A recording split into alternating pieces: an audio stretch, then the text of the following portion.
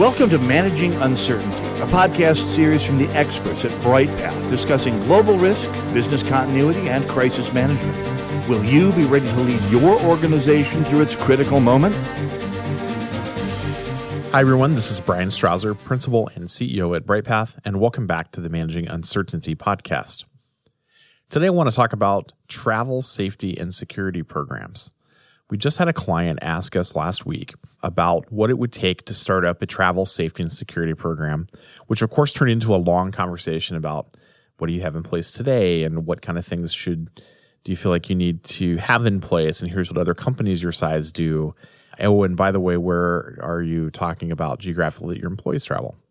All of these are good questions to ask as you're starting to think about this. But here's what I want to focus on. Here are some elements of a travel safety and security program from our perspective.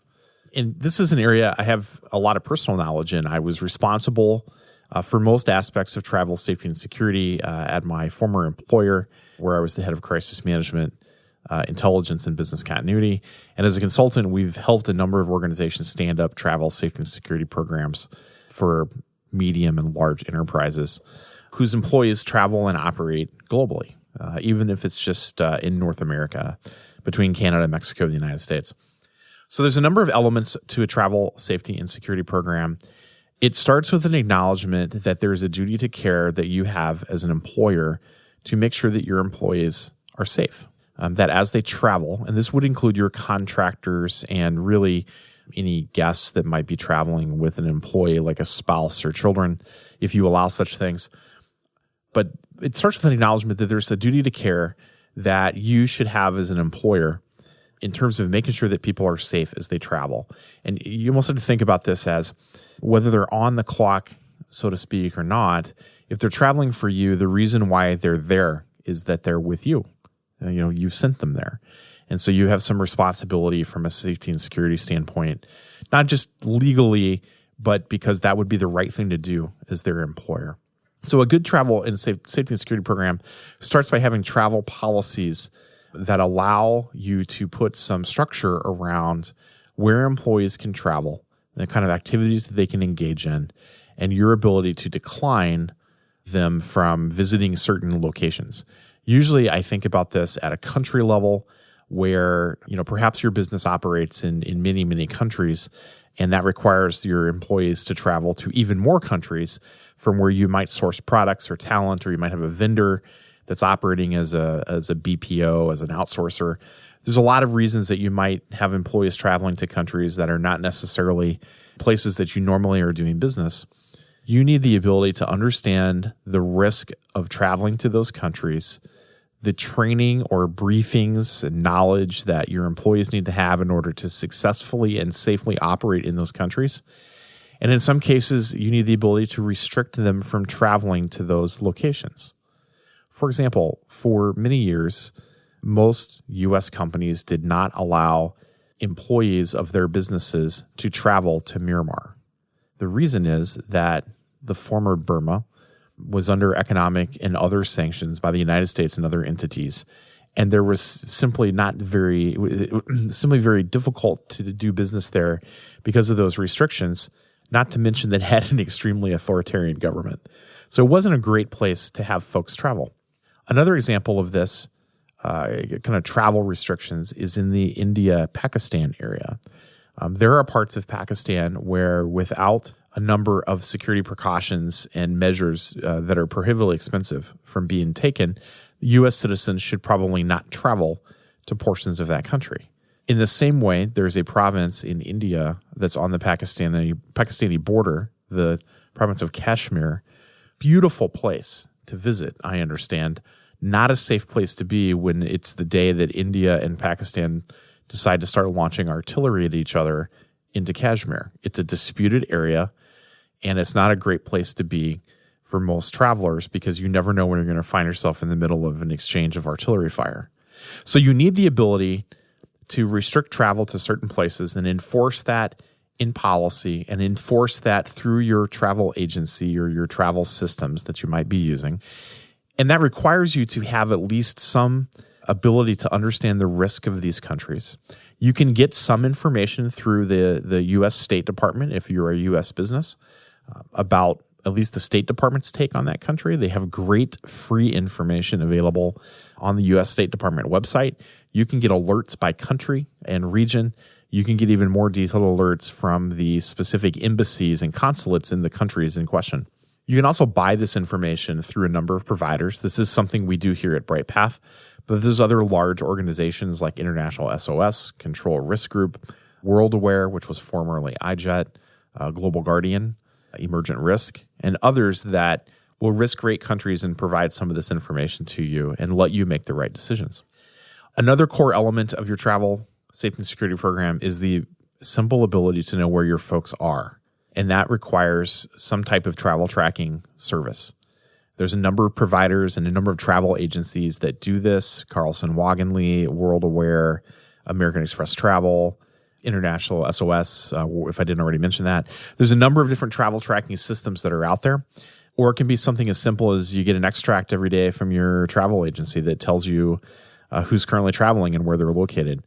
But when something happens globally, this is how you know what you need to do in terms of responding, because you will know who is there, who is traveling at that location, and enable a rapid response to that situation, or the peace of mind knowing that something has happened in another country and you don't have anyone traveling there today. Simple example of how this has worked in my life in the past. In 2013, when I was the head of crisis management for a large company here in the Twin Cities, there was the Boston Marathon bombing. And although we didn't have locations near the bombing site in downtown Boston, we knew that we had some executives that were there in Boston that day, unrelated to the marathon. And we knew, or suspected anyway, that we had some employees who probably ran in the race locally and folks who had traveled there. So we could find the travelers, the ones that were there on business travel, and we could quickly make contact with them. I think there were 10 or 12. Quickly made contact with them, ascertain their safety, made them aware of what was going on, made sure that they stayed clear of that area. And then we spent some time tracking down the other employees who were participating in the race, mostly by reaching out to leaders and then having those leaders tell us who was participating and what they knew. But the point is that we knew who was traveling in the city of Boston, and we were able to make that quick check to make sure that they were safe and okay.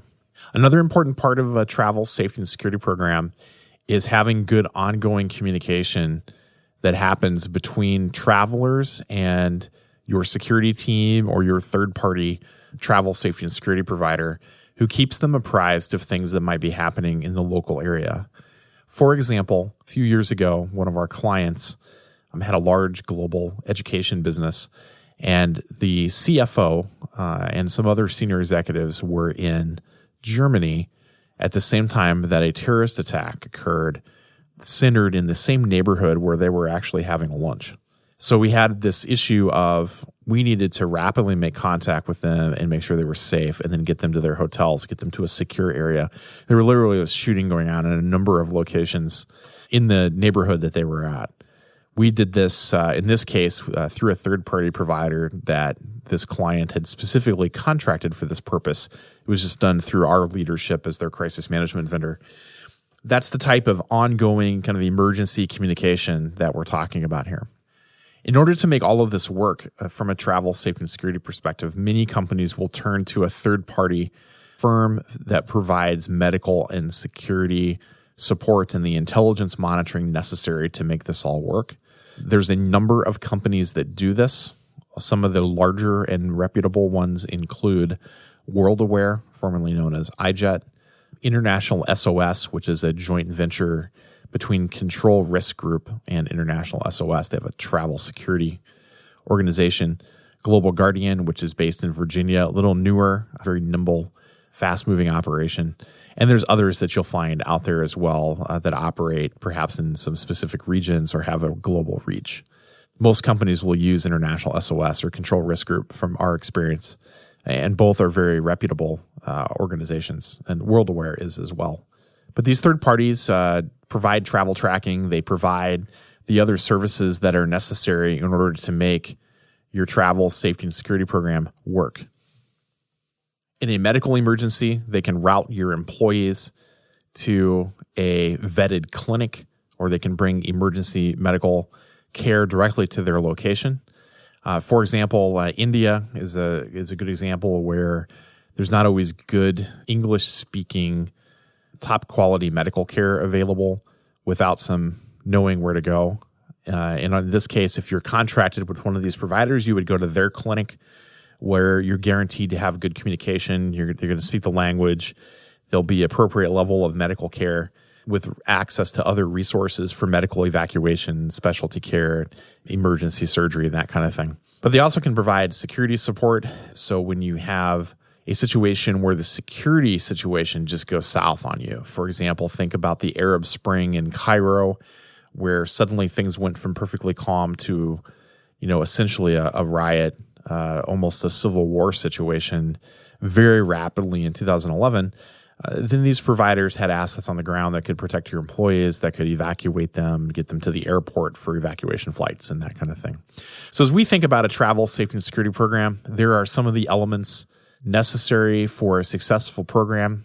Some of these may not be necessary for your organization, depending upon the size and complexity and geographical locations that your team visits. But this will give you at least some perspective on what that program could look like. Thanks for tuning in, and we will talk with you on next week's episode. Thanks for listening to this episode of Managing Uncertainty, produced by the experts at Bryghtpath. To receive notifications of new episodes, join our newsletter at bryghtpath.com or subscribe through your favorite podcast player, such as iTunes or Google Play. Learn more about the services and trusted advice from Bryghtpath by visiting bryghtpath.com. That's BRYGHTPATH.com.